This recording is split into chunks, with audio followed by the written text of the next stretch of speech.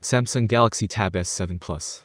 The Tab S7 Plus is one of the finest slates you can buy, but it'll leave you wishing more was invested in dedicated Android tablet apps. The Tab S7 Plus is one of the most accomplished tablets on the market, but Android's lack of optimization for this form factor still holds it back slightly.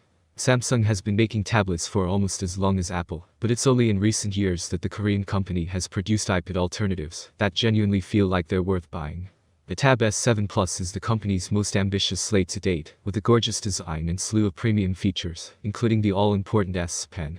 But can it be a genuine Android rival to the iPad Pro? Read our full review to find out. The Tab S7 Plus screams premium as soon as you take it out of the box. Has a gorgeous premium design that's more than befitting of the Samsung name. The combination of glass front and aluminium back is common on modern tablets, but means it's much more grippy and easy to hold than most smartphones. You might still want to throw on a case though, so we've rounded up the best options for both the Tab S7 and Tab S7 Plus. The minimalist design of the S7 Plus is punctured by a fairly noticeable rear camera module, which houses a 13MP main and 5MP ultra-wide lens.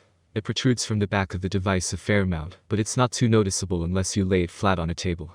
The glossy magnetic strip which extends vertically from here is where the S Pen both charges and connects to the device. I'll talk more about how it performs later, but I found this placement both awkward and annoying. The stylus can also be attached to the sides of the device, but much weaker magnets mean it falls off under any sort of pressure. The tablet's slim bezels are unchanged from the Tab S6 series, but a bigger screen bumps up the screen-to-body ratio to 84.6%. This falls short of what you'll see on modern smartphones, but in this form factor, it's important to have somewhere to hold on to. More important to me is that they're consistent all the way around. In many recent reviews, I've complained of in-display fingerprint scanners' frustrating unreliability, but the Tab S7 Plus S optical sensor is a pleasant surprise. Enrollment is quick and simple, and more often than I could use it to unlock the device within a couple of seconds.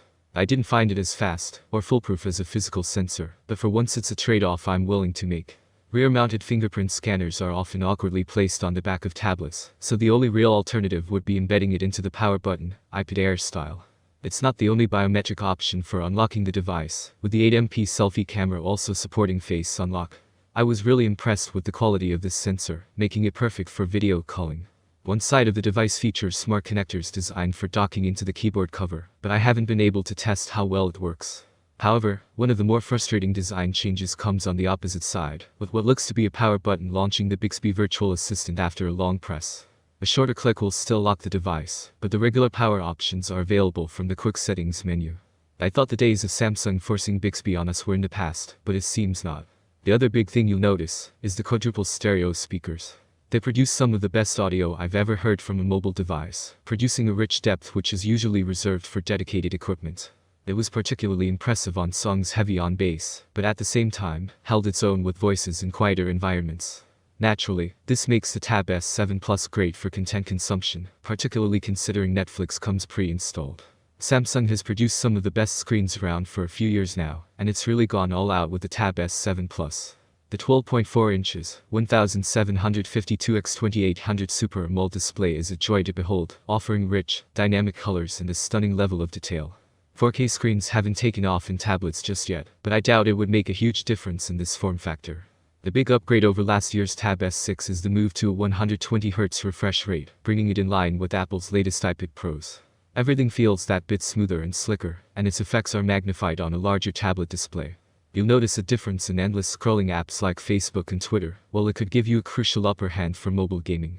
You can switch between this and regular 60Hz in settings, but I very much enjoyed leaving it at the highest refresh rate for the duration of my testing time. Performance is another area where the Tab S7 Plus excels. The tablet comes packing Qualcomm's top-of-the-line Snapdragon 865 Plus chipset, which combines with an octa-core GHC GPU and 8GB of RAM on the model I tested. The device breezed through almost everything I could throw at it, including web browsing, watching videos and browsing social media. That extended to multitasking, with the Tab S7 Plus S large screen coming into its own. Without testing out the keyboard case, I was unable to subject it to the rigors of my daily workflow, but I'd be confident it would cope just fine. However, my experience of the device didn't necessarily align with benchmark performance, which put the Tab S7 Plus below many of its rivals in GFXBench's graphical tests. While these scores can be useful for comparison purposes, it's worth taking some of these figures with a pinch of salt. There are two key accessories that have the potential to transform the way you use the Tab S7 Plus: the S Pen and keyboard cover.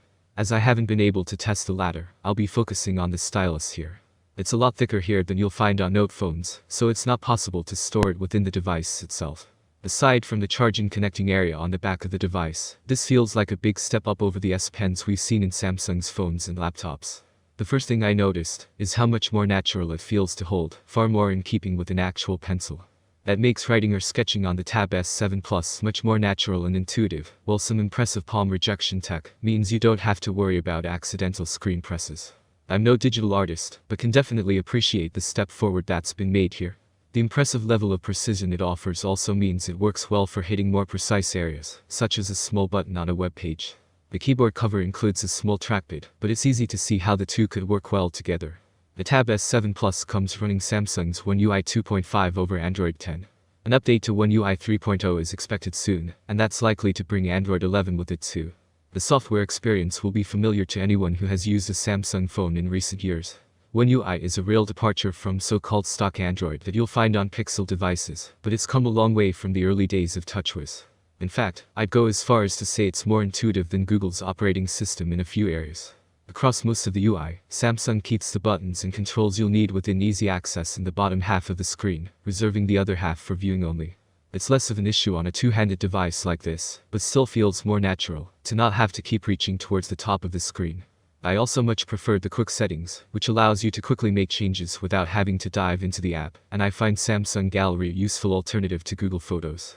Nonetheless, it's still bloatware, and there are plenty of apps that can be installed, including some from Microsoft and Netflix. I'd also hoped we moved on from having a dedicated Bixby button that's not remappable, but sadly it remains here. Samsung Daily is the company's answer to the Google Discover feed, accessible via right swipe from the home screen. Unfortunately, with such a limited selection of apps I rarely found it to be of much use, and soon deactivated it. There's also no getting away from the fact that Android is still a phone operating system first and foremost. As such, it still feels far from optimized for a screen this size. That's most noticeable in third-party apps like Twitter and Facebook, where many elements. It's a much better story when it comes to gaming, with the Tab S7 Plus feeling like it was truly made to play even the most advanced games from the Google Play Store. In addition to the stellar performance above, titles like Asphalt 9 and Call of Duty Mobile genuinely feel like they were made for a device of this size.